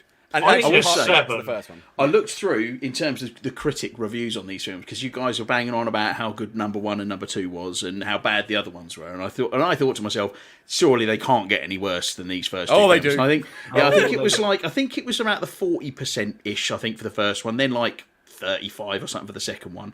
And then it got to 17% and 9% or something for the other ones. It was really going to the dregs, the bottom of the barrel for these other ones. What Hence I don't understand is stopped. They got so bad that they're getting this 9% review. How did they keep making them? Sharknado is supposed to be really bad, isn't it? And people like these hammy horror films, don't they? Yeah, but I will. Okay, so let's be fair. I do not tar Sharknado with the same brush as Resident Evil. Right, I've not seen either of them. The first Sharknado is just terrible, but it works because it's terrible, right? Then they know what they're doing and they go hammy, right? And then it's a different ball game. And Sharknado is dumb fun with a completely ludicrous concept. Like I said, I think it's 3. It's either 3 or 4 where you end up with David Hasselhoff in space fighting sharks. And I'm not kidding you. I'm not kidding you. Wow. There is David Hasselhoff in space fighting sharks in space. That sounds amazing. It's everything you want it to be. You know it's going to be terrible. Yeah, it's everything you want it to be because it is so bad. It's brilliant, right? The concept is so utterly lunacy. It can't be anything but exactly what you expect from it. And that's why it works. Whereas Resident Evil, for almost the entire run, is trying so desperately hard to be properly zombie scary and be this proper gritty thing. And I think it was Kimmy was talking in our chat and saying about how they kept trying to make it bring in characters from the game. Closer and closer to the game. But they get closer and closer to the game. And it's it just proves that games and film aren't the same thing and should never the two should completely merge because they aren't the same thing. One is an interactive experience, one is a completely passive experience. I think films are a great way of adding detail, adding that extra way of exploring a game world. Lee on our Xbox group is very passionate about if Destiny do a TV series or a movie. Lee, he was the lore master that we had on that week. Yeah. If they were to make a movie that was based on the first Destiny game, it would be horrendous. If they were just to take a part of their lore, one of the really interesting parts, and then just made a movie out of that wasn't part of the game, that would be amazing. I think that's the pitfall that most game movie. We're going to right tangent here. Look. We really That's the pitfall that most video game tie-in movies fall into. Is they try and be the thing. The game. Yeah, the game. And it's like I like the world. I want you to explore this world and give me more to it. I don't need the movie to be the game. It's like that's what I think where, like, if you look at recent successes, Detective Pikachu and Sonic. I mean, they did not try and just make a Sonic game because it would film. It could have been bloody awful if they did, right? But they brought Sonic into a world and explored that lore and sort of found a way to ground it and make it real, which worked really well for Sonic. And then when you go to Pokemon, they just took the Pokemon concept, landed it in the real world, and went, "This is what it is." And that's why it worked, because it wasn't like someone going around catching Pokemon and trying to have battles. It was like, here's the world of Pokemon. You know you love it. We're going to tell you a story fleshed out within that world. We'll add some stuff to it and we'll give you some bits and pieces. But it is fundamentally just, we've used the world to create a story and tell you that story. We haven't tried to make the game to you, and too many of those movies just try and prescribe, like, it has to have the things from Remember the thing. Assassin's Creed one with God, that's awful. Oh. Like, do you know, the worst thing about that is there's so many good bits to that movie. Yeah. And it never works as a complete thing because it never has. It has segments of genius almost, doesn't it? It's like, there's a brilliant bit of action, and then it tries to string it back to the it's bringing all those bits from the game that you want, like where he suddenly has the eagle vision and stuff like that. You're just like, look, I get what you're doing here, but I just want a it's story. not necessary in a movie. I want a story here, first and foremost. And the worst bit about that is, at that point, Assassin's Creed had some great story going on. Yeah. Like that whole lore and the piece of Eden and all that sort of stuff. And you're just like, you've got a really good cinematic story waiting for you, but you're too busy trying to shoehorn the game bits in, right? Great cast, great director. It had everything. I really thought, oh, this is going to be a good video game movie. Even the acting was good. It was just what they were acting out. And it was so dull. It was so dull. Like,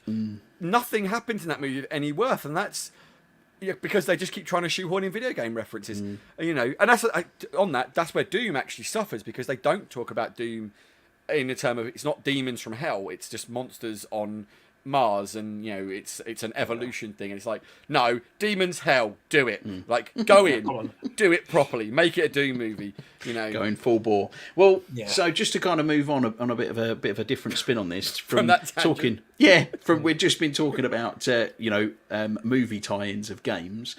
Something that's really, I guess, kind of quite renowned for being the opposite way round, from taking loads of influences from movies and putting them into arguably one of the best games of the past several generations, which is Grand Theft Auto 5.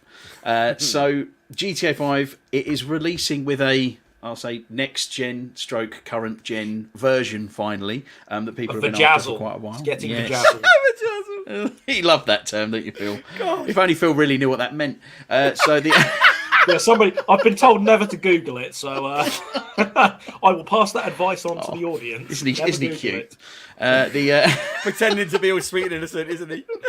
This new version coming out. It's got a 4K ray tracing mode, which is 30 frames a second, and then it's got a 4K 60 frames mode as well. But both of those modes come with a really interesting bundled in feature, which is a mental pricing structure.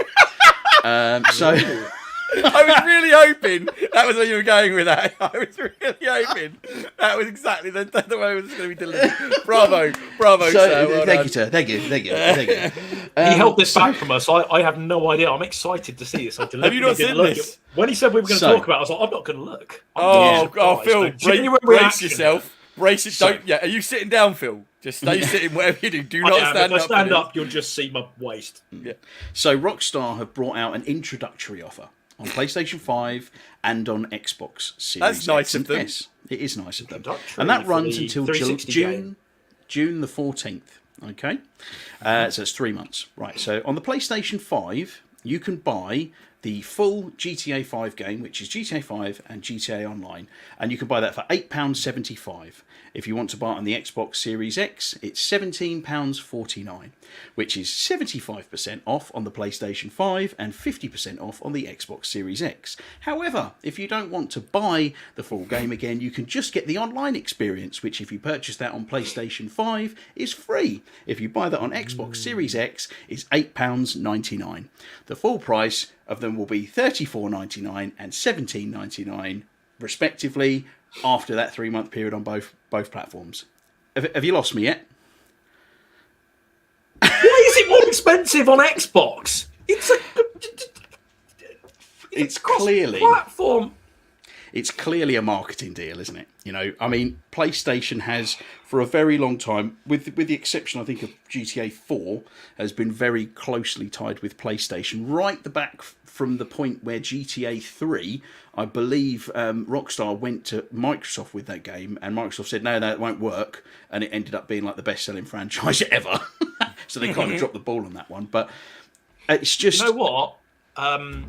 They did one of the PlayStation announcements, one of the PS5 announcements had the GTA upgrade. They announced it on the PlayStation stage, but it was nowhere to be seen on the Xbox. And I remember if you played GTA Online on your PlayStation 4, you got 1 million GTA bucks every month or something if you're a PS Plus subscriber. Yeah. So there was obviously some backhander kind of marketing. At this point, I don't think it's a backhander at all. Sony have basically... Okay, it's a blatant slap down the face with a large wad of cash. Whacked out the cash and they went, money, he literally walked into the office, he went bang like that, and the cash just... What he did was, Phil, he came in with a wet salmon and just and in the salmon's mouth was a wedge of cash, and as he hit him around the face with it, the cash... Gold-plated wet salmon. As it was gold-plated wet salmon. Cash salmon. Love it. Cash salmon! Oh. Bring in the cash salmon! What did you up to last night? Well, I got my cash salmon out, didn't I? Oh no, that just sounds like something completely different, Phil.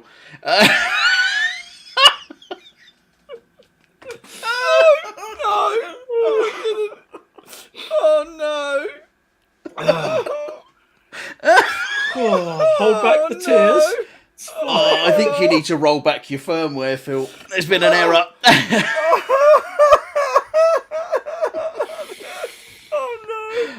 So anyway, going back on track. I do apologise for people listening to this. What a car crash. For the cash salmon, yeah? Oh no, stop! No. Stop it, Phil, stop it. So you anyway... the surname Salmon, that's going to make it even more difficult when I see it.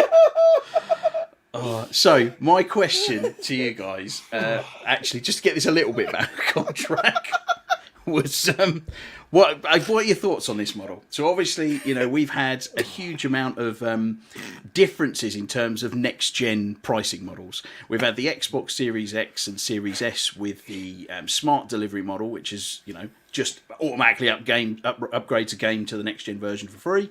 We've had the £10 incremental charge. Sony add-on. For the Sony ones. We've also had things like Control, when they brought out the brand new edition where they basically charge you for the whole thing again, even if you'd bought every piece of content before, and there was no way to even upgrade it. So, I mean, what are your thoughts on this one? Do you like this? Do you like the kind of introductory trial? I think my phone's frozen. Here we go. That's all right, Phil. I have a... there we go, I'm back. I have a question before I answer that. Do you get a shark card with it? Do you get any in-game monies? I doubt it. I doubt it. I'm so glad it was then about it's a shark card. Scandalous. Absolutely scandalous. The shark cards are an absolute moneymaker for Rockstar. That's where all their income comes from. They make millions from shark cards. And I could kind of see, like, you know, if it's 10 quid or whatever, but you get whatever the £10 equivalent, or as most games that bundle some cash in there, you know, you pay £10 for the game, and you get like 15 quid's worth of cash because you're buying into the game. And I guess it would be acceptable if that was there. But a £10 up, well, what was it, £17 on Xbox, sorry, £17 upgrade on Xbox for a game that's effectively an Xbox 360 game. And let's be honest, it's not like they didn't have everything in place on the PC already anyway, so they probably just copied half the assets across and then glossed it over with a bit of ray tracing and went, ooh, next gen upgrade. Be like the trilogy upgrade they did that was just absolutely horrendous. Oh, that was scandal. A joke, really. Yeah, it feels like the same thing again. It's just that because GTA 5 is such a popular and successful game, they'll get away with it. But it just feels like that. It's a shareholder decision, it seems to me. You know, because at the end of the day, you kind of go one of two ways with this, I suppose. You go, right, we do a free upgrade for people who own it already, and then we have a new launch for a new game for people who don't. That would buy you loads of goodwill with your, with customers and with your player base. But actually, you also turn around and go, hold on a minute. If I charge for it, people will buy it. They will buy it. And I've been hovering over the purchase button already, going, I do quite fancy playing it again. Because it's such I'd love to play through the story again. I'd love to play through the story again.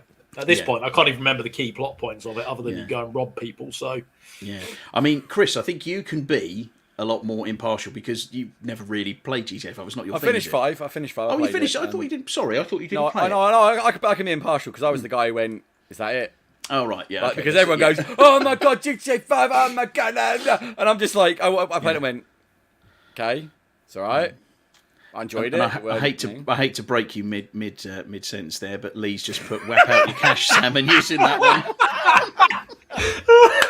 Sorry. And I think, Alan, you're right. We've broken Chris. Or Phil has anyway. I feel like that cash salmon is going to be an ongoing comment moving forward. I'll tell you now. If when you started talking about this and when you said something about does it come with a, if you had said cash salmon at that point, I think I'd be dead right now. I genuinely think I'd have died at that moment. I don't think I could have survived that. I had an overwhelming urge, but I desperately wanted to keep on topic as I'd already railroaded this at least genuinely would have been the times end of during it, this Phil. whole episode. 100% cash salmon at that point would have been it. If it came with a cash salmon, they could charge £100 for it. It would sell. It was gold plated. Maybe they'll add that as a weapon in GTA Online. The cash salmon. You hit people and money just comes out. Like you need the regular salmon first, and then the cash salmon as an upgrade. I'm sure. Is it GTA? You can get a swordfish. What games you can get a swordfish as a weapon? That sounds like a Saints Row game. Or Dead Rising. Maybe you can get a swordfish. I think. Yeah. Dead Rising.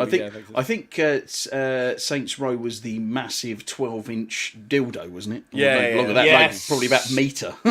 Yeah, it's massive. Yeah. Yeah.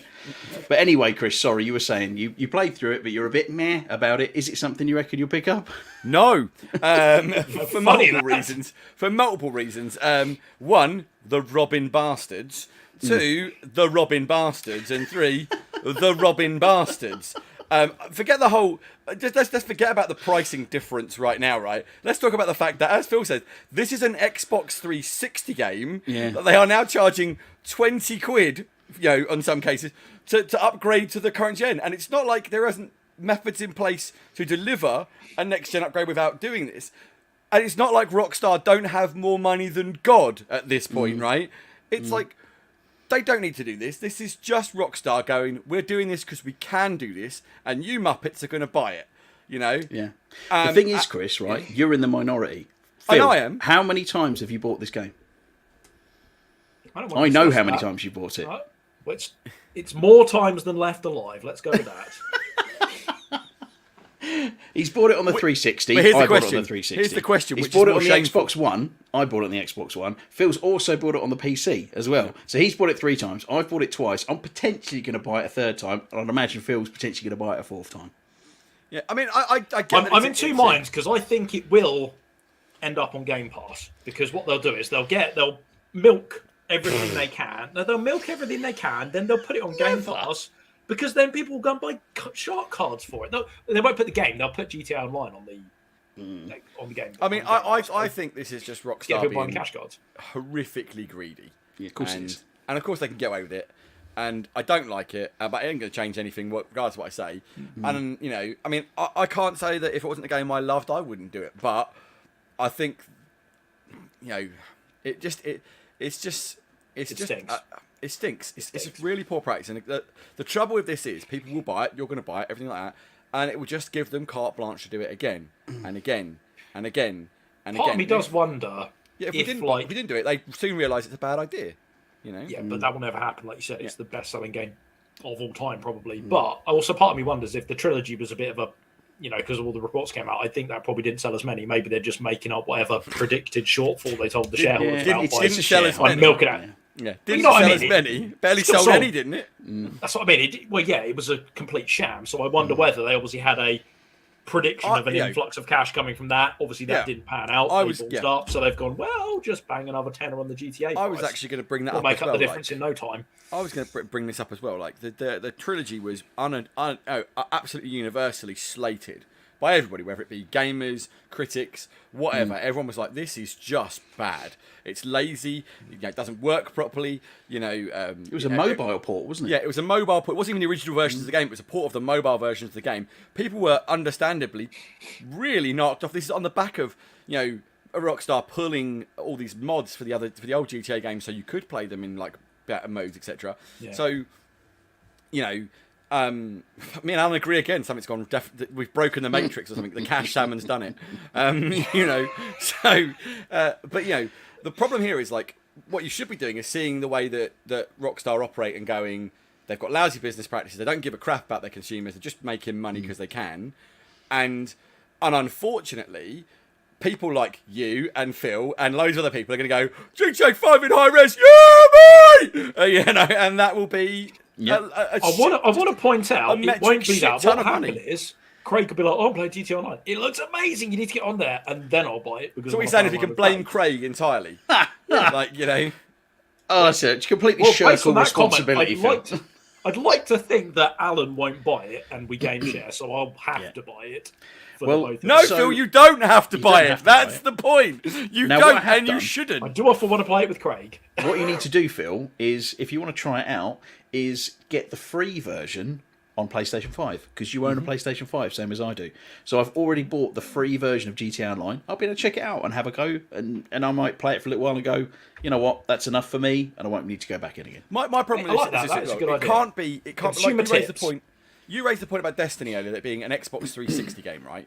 So this engine is from Xbox 360, right? So there's only limited amount of stuff they're going to be able to do to it to make it shiny. Yeah, 4K 60. So what? There's only so much you can polish that turd, yeah? That's what we're saying. Yeah, exactly. There's only so many bows you can stick on a turd before you realise it's still just a turd. I mean, this isn't a turd. That's not fair to it. But you know what I'm saying? No. Like you say, it's the most amazing turd that ever came out of the 360. Let's be fair. Yeah. It's just this thing where you kind of go, how much can they do to it? Will it be worth it? No. Is it going to change anything about the game fundamentally? No. Is it worth 18 quid of your money? No. Especially when they're giving it away to other customers for free. It's just crappy practice. And this sort of stuff needs to stop. Part of me, so I do want to ask this question. So there is a lot of those super modded versions of GTA 5 floating around on YouTube. Like you can Google GTA 5 modded, and there will be 1,000,001 videos.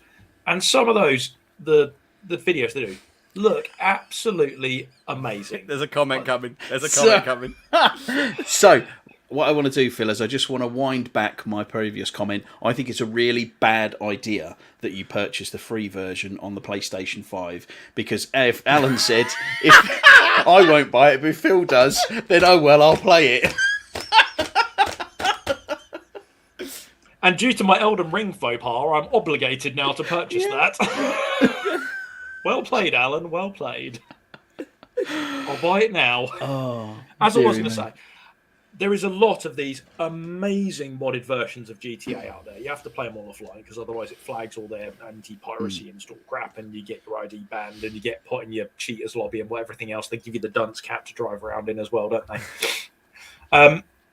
But it makes me, you say how far can they do? I mean, based on what I've seen for some of these those modded versions of GTA look better than some of the next-gen PS5 and Series X games coming out. So how far could they go?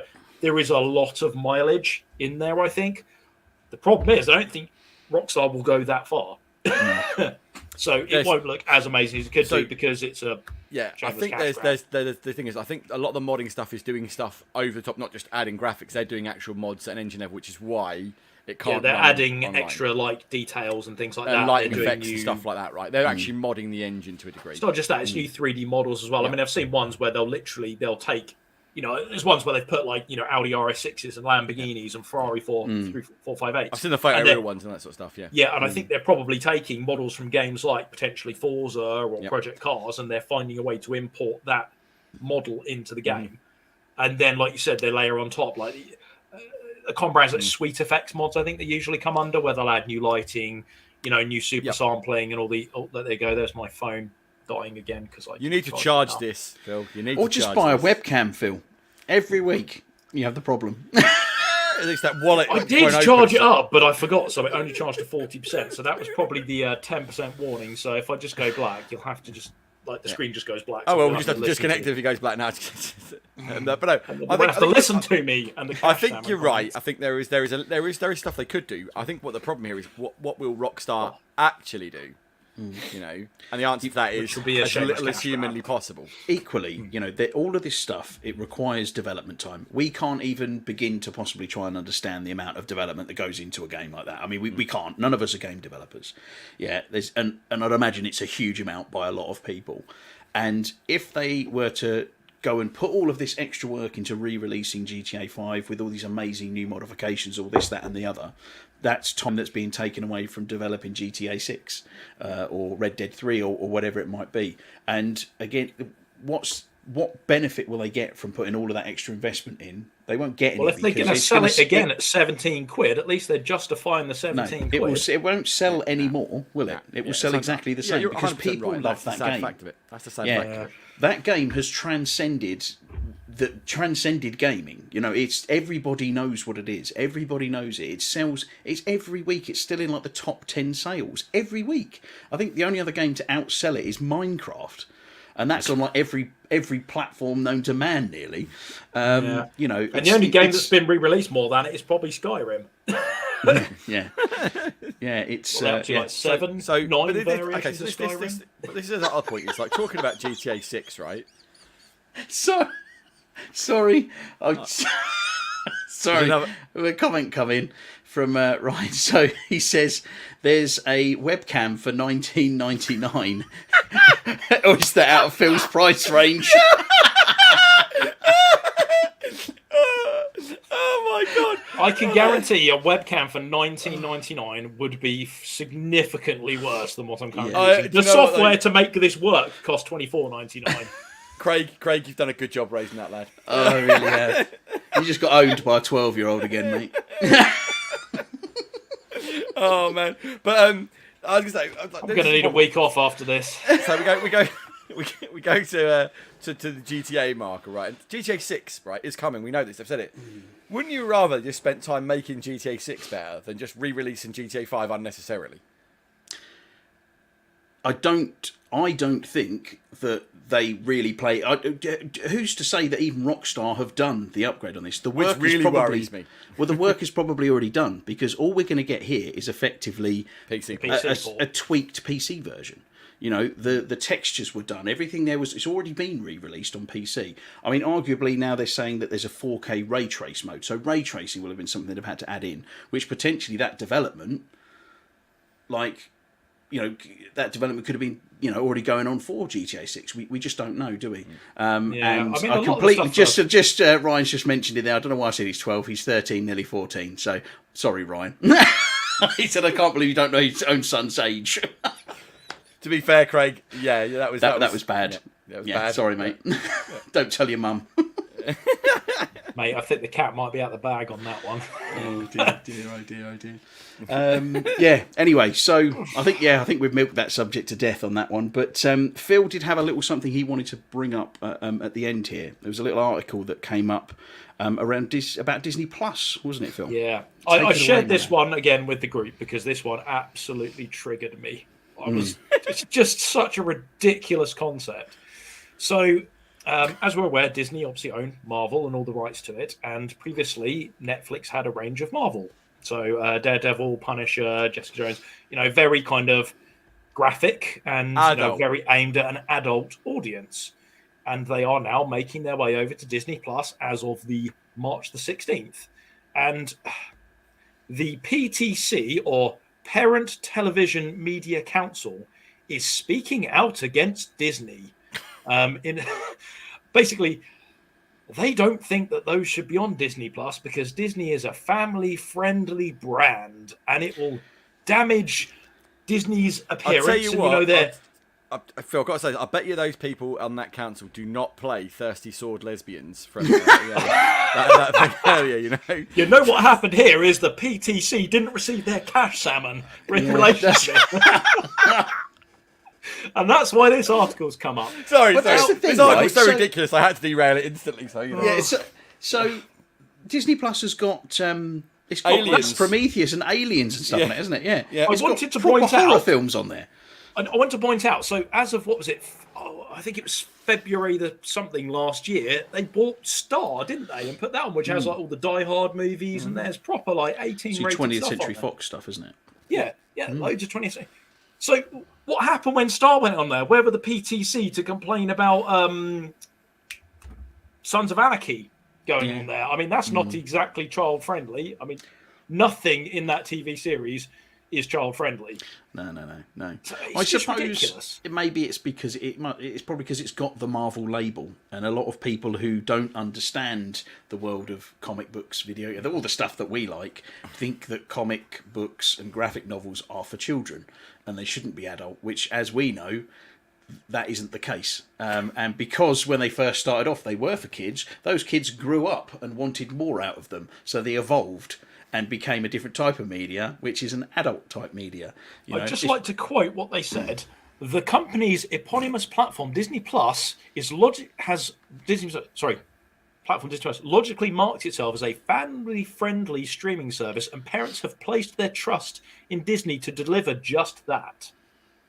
Was it even family-friendly when it launched? Yeah, It was very. To be fair, at the launch, it was probably where it was like the most sanitized it was. Yeah, and then they started. Yeah, I suppose they gradually added. When they started to add stuff in, and then I think with Disney buying basically everything in entertainment, like Disney Plus is always going to grow to be like more than just Disney movies. Yeah. And I think that's. But it's a thing like Craig said. It's stupid. It's a stupid argument. It proves they've never been on the service, or if they have, they've not paid any attention to what's on the service. Because Aliens is on there, Prometheus is on there. There are other very adult films on there. I mean, there's not filled with adult films on there. Don't get me wrong. His content, he likes his cash salmons. But There we go. I've got another one for you. It seems wildly off-brand for Disney Plus to add TV, MA, and R-rated program to this platform, ostensibly to increase subscription revenue. So what comes next? Adding live striptease performances in Fantasyland at Disney World. Now you see, I'm all for the. I was live like, striptease this at article Fantasyland, this article seemed like, okay, look, I get where you're going, and then that line, and I basically just rattled off. I was like, you're an absolute bunch of see you next Tuesdays. You just Phil.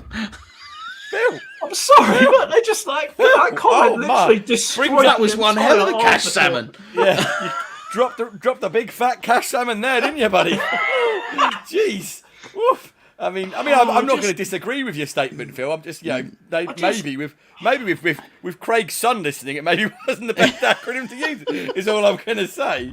Because either Craig's son knows what that means. Please don't Google that if you don't know what it means. He's going to ask his dad after this. What did Phil mean when he said that? And Craig will be like, well, I'm sure he knows. He's 14. I'm sure. Yeah, but I'm trying to guilt nearly him. 14, Craig. Let's get it right. Come on, man. Yeah. Craig's I'll really get there digging his own grave here. Digging his own grave. Yeah, I mean, Mate, you should look forward to that 15th birthday card you're going to get this year, Brian. We teach him to drive a year too early. Technically, it'd be of legal age to watch The Matrix in your eyes, mate. I mean, I'm sure he has, but it'd be He has already watched that. Yeah, because that's because it's a great movie. You can definitely see. I mean, I could picture the people who've written this post, and they're definitely those people who they're like climate change deniers and all that kind of. Do you know what I mean? They're flat earthers and stuff like that. People who have zero common sense. And don't have completely out of touch with reality. But Zero the other common fact is, sense from a flat earther. What are you talking about? What are you I know you talking love about? a good flat earther, don't you, Chris? I hate them. I mean, They're entertaining. oh god, yeah, but my god. But yeah, the other fact of the matter is that when they launched all this Star stuff on, one of the big things that they made a huge deal about was you can now create a pin on your account. So if you go into the adult account, you can watch the adult content. If you're not on an adult account, you watch the child content. So I've got my account has obviously got the pin code on to watch all of the stuff that's over 15 or over 12 or whatever. And I can't even remove it now. It's like it winds me up because I've got to put the bloody pin number in every time. But yeah, it's just so the other part of this article, which they almost gloss over, let's be honest, is the fact that Disney are doing a massive upgrade to their parental controls. So they are adding in that level of control where you can set whether it's a PG or whether it's a 12 or it's 15 on specific accounts. So you can have both of your sons who are different ages, and by the sounds of it, you can have different ratings for each one of them so that they get the appropriate level content. which is, I mean, that's a really detailed and in-depth parental control on there. And just to be a little bit of a cynical old git. Please do. Surely. Never. Yeah, I mean, Why? I know it's really off-brand for me, right? I will not hear it. Yeah, really off-brand for me. But like, don't you just find that like there's this is if we're back to this other thing of like, isn't this just people not taking responsibility for what they let their kids watch? Yeah. You know, like, it's a way to not take responsibility. yeah, it's exactly. Oh, It's just the Disney's a safe responsibility of it platform. to Disney. It's and go, fine, "Well, they're watching that." It's yeah. Disney's fault that they've put adult content on the platform, and I haven't vetted it to make sure that it's safe for my child. It's the same kind of people who let their kids play GTA or let their kids play, or watch horror movies or listen to Slipknot or whatever, where there's some graphic language. And they go, well, he used bad language in that, and I wasn't expecting it. But there is a parental advisory on the front of the album. Oh yes, but I didn't expect to have those kind of words in it. It's like, what words did you expect to have in it? It wasn't going to be reciting "Mary Had a Little Lamb," was he? No, And they it's just expected the phrase "cash salmon" in there, didn't they? no one expects a cash salmon film. No one expects a cash salmon. Damn it! Oh, I got Monty Python in my head now. Yeah, nobody expects the Spanish Inquisition. Love it. Monty Python. Do you know? On a complete tangent, that just reminded me. One of the highlights of my like introducing someone to Monty Python. Some of my friends, a bit younger than me, never really knew Monty Python. We watched Monty Python and the Holy Grail, which is arguably the best Monty Python film. That it will come down to either like Life of Brian or Holy Grail more generally, right? And we're sitting there watching it, and it gets to the end. And if you've seen Holy Grail, you know how it ends, right? Obviously, you guys seen Holy Grail? Yeah. Yeah. So the very end happens, where like you go through the whole thing, they're all adventuring, then all of a sudden the cops show up and like everyone in the cast and just the look on two of my friends' faces were like, What? like the film just ends, right? And they're just like, yep, that's it. That's the end. That's the end. Yeah. That's how they're. Yeah. There's no after-credit scene that finishes it off. It just ends. There's like me and my mate Paul just dying of laughter watching these two people just like not know how to react to the cops bundling Arthur and his knights into a car to drive off at the end of a film. Fantastic. It's a bit jarring, isn't it? Much like the end of this podcast, very jarring. Not as jarring as a cash salmon. Cash salmon! So I guess all that's left then is it's a cash salmon from me, it's a cash salmon from Mr. Ratster Tweets, Cash salmon. and it's a cash salmon from Mr. Phil. Cash salmon! Cash Cash salmon! salmon! Cash salmon! Cash salmon! Cash salmon! Cash